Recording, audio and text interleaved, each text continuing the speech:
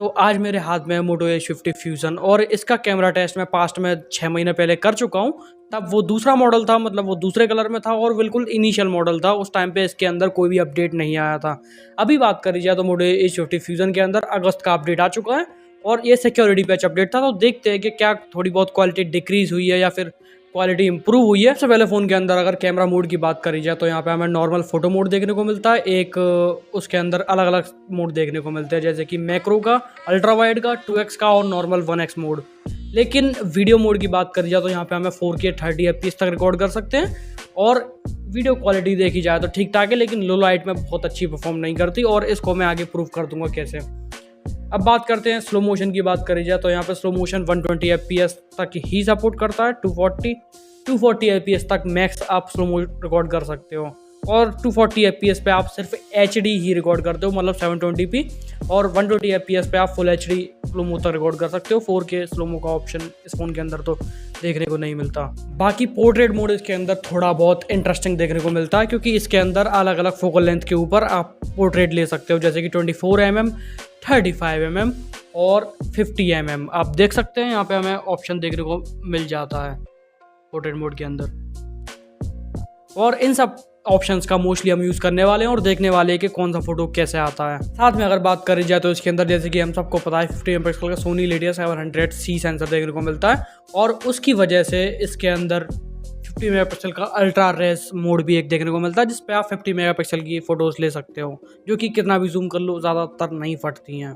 अब ये सब तो हो गई बोलने वाली बात, और अब देखना है कि मेन एक्चुअल में ये फ़ोन कैसे परफॉर्म करता है। और कंपैरिजन के लिए जिस फ़ोन से मैं रिकॉर्ड कर रहा हूँ, जैसे कि ये मोटो का G72 है और इसके अंदर मैंने Gcam इंस्टॉल कर रखा है, तो उससे तो Gcam से इस फ़ोन का भी कैमरा थोड़ा बहुत एनहेंस तो हो ही जाता है। और कंपैरिजन के लिए 1 साल पुराना फ़ोन जैसे कि ये G72 है ही, तो दोनों के फ़ोटोज़ में आपस में कंपेयर करने वाला हूँ। मोटो H50 फ्यूज़न के फ़ोटोज़ के साथ आपको उसका लोगो देखने को मिल जाएगा और मोटो G72 के साथ आपको कोई भी लोगो देखने को नहीं मिलेगा, क्योंकि वो Gcam से क्लिक्ड है। तो फाइनली हम लोकेशन पे आ चुके हैं जिस जगह में एक्चुअली में मोटो H50 फ्यूज़न जो कि मेरे हाथ में है उसका मैं टेस्ट करने वाला हूँ, आखिर कैमरा टेस्ट। और 6 महीने बाद बात करते हैं कि इसके अंदर जितने भी सॉफ्टवेयर अपडेट्स आए हैं उसके बाद ये एक्चुअली में कैसा परफॉर्म करता है। साथ में मेरे हाथ में मोटो G72 भी है, जिसके अंदर Gcam इंस्टॉल्ड है, तो उसके साथ भी इसका कंपैरिजन करेंगे कि आखिर दोनों फ़ोन कितना सिग्निफिकेंट डिफरेंस दोनों फ़ोन्स के फ़ोटोज़ में हमें देखने को मिलता है। ये फ़ोन वैसे बात करी जाए तो 4K तो रिकॉर्ड नहीं करता, तो वीडियो का भी थोड़ा बहुत अंदाज़ा हमें इस फ़ोन के साथ देखने को मिल जाएगा। सबसे पहले मैं लेने वाला हूँ इस कंडीशन के अंदर फ़ोटो। देखा जाए तो यहाँ पे थोड़ा बहुत हार्श सनलाइट देखने को मिलती है और सन जो है वो बिल्कुल सर के ऊपर है, तो इसमें थोड़ा बहुत पीछे भी है, तो इस वजह से थोड़ा बहुत ट्रिकी सिचुएशन होने वाली है इस फ़ोन के लिए। और देखते हैं कि फ़ोन का HDR एक्चुअल में काम करता है कि नहीं। ये देख मेरे पीछे आप देख रहे होंगे, तो ये मेरा सब्जेक्ट होने वाला है और इसके फ़ोटो मैं लेने वाला हूँ। सबसे पहले मैं फ़ोटो लेने वाला हूँ 1x के अंदर।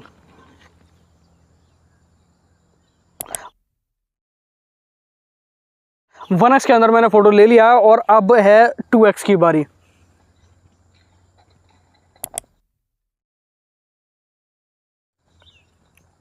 अब मैं एक अल्ट्रा वाइड में लेता हूँ।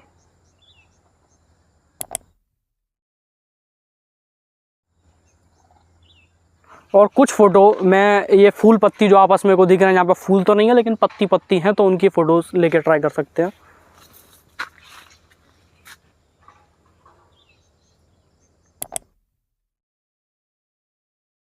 अभी नॉर्मल फ़ोटो मोड के अंदर जितने भी ऑप्शंस हैं मैंने वो सब ट्राई कर लिए हैं, लेकिन अब कुछ अलग ऑप्शंस की भी बारी है जिनको हम ट्राई करने वाले हैं। अब जैसे बात करने वाला हूँ, इसके अंदर हमें पोर्ट्रेट देखने को मिलता है और अलग अलग फोकल लेंथ के ऊपर हम उसे एडजस्ट कर सकते हैं। तो आओ, सब्जेक्ट हमारा फिर से हमारे सामने आ चुका है और अब पोर्ट्रेट मोड हम ट्राई करने वाले हैं। और पीछे देखा जाए थोड़े बहुत वैली टाइप देखने को मिलता है, थोड़ी बहुत नहर टाइप कह सकते हैं, तो इसकी वजह से थोड़ा बहुत सैम्पल्स भी अच्छे मिलने वाले हैं। सबसे पहले मैं लेने वाला हूँ इसको 35mm के ऊपर, और 35mm का फ़ोटो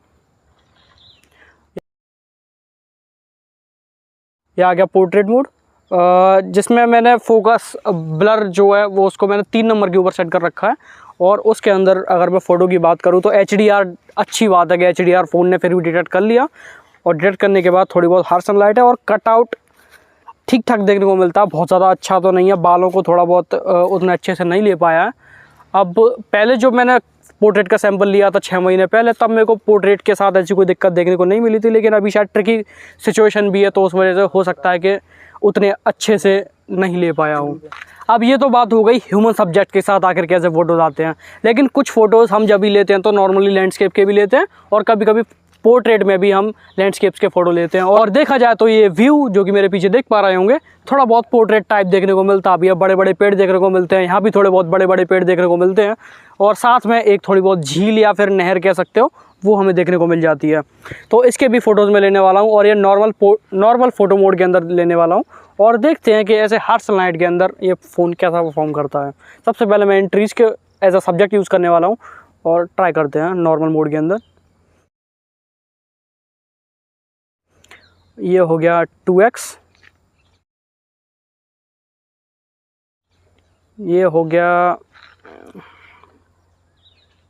थोड़ा बहुत मेरे को लगता है कि फ़ोन हीटअप होना शुरू हो गया है और इस वजह से जो कैमरा स्विचिंग की जो एक्सपीरियंस होता है वो थोड़ा बहुत स्लो भी होना शुरू हो गया है।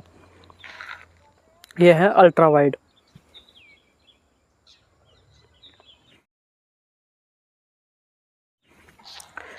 अभी नॉर्मली तो मैंने सारे सैंपल्स ले लिए हैं, लेकिन अब बात है कुछ सेल्फीज़ की। फ्रंट कैमरा से आकर हमें कैसे सैंपल्स देखने को मिलते हैं। सबसे पहले लेने वाला हूँ नॉर्मल के अंदर,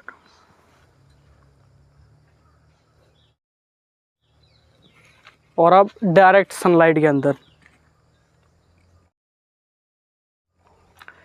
अगर पोर्ट्रेट मोड की बात करी जाए तो पोर्ट्रेट मोड के लिए मैं चाहता हूँ कि पहले थोड़े बहुत पीछे कुछ हो पोर्ट्रेट के लिए।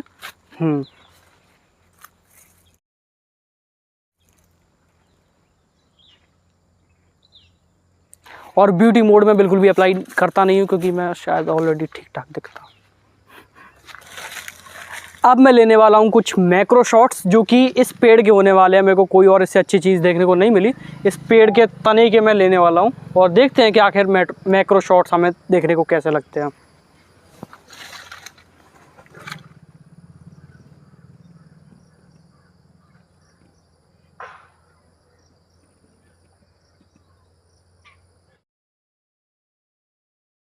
अब मैक्रो शॉट के सैंपल्स की बात करी जाए तो अभी मैं स्क्रीन के ऊपर देख पा रहा हूँ और सच बताऊँ तो सैंपल मेरे को बहुत ज़्यादा पसंद आया। अभी तक मैंने जितने भी फ़ोन ट्राई किए हैं अपने हाथ में, सबसे अच्छा मैक्रो शॉट मेरे को इस फ़ोन का लगा। अब नॉर्मली जितने भी मेरे को सैंपल लेने थे वो तो मैंने ले चुका हूँ, जो कि आपको अभी तक स्क्रीन पर दिख भी चुके होंगे। लेकिन अब बात है, जैसा कि मैंने प्रॉमिस किया था कि मैं इसके अंदर Gcam इंस्टॉल करने के बाद इसके साथ भी सैंपल्स को कंपेयर करने वाला हूँ। तो आइए उनको भी देखते हैं। सबसे पहला नॉर्मली मैं Gcam के नॉर्मल फ़ोटोज़ मोड से बात करते हैं। इसका एक्सपीरियंस उतना स्मूथ नहीं है, लेकिन हाँ, मोडो एच डिफ्यूज़न सच में बहुत बेटर दिखता है। सैंपल सामने आओ। अब यह सब्जेक्ट सामने आ चुका है और अब मैं फ़ोटो क्लिक करता हूँ। सच बताओ तो Gcam का प्रीव्यू जो है वो सच में बिल्कुल अच्छा नहीं दिख रहा।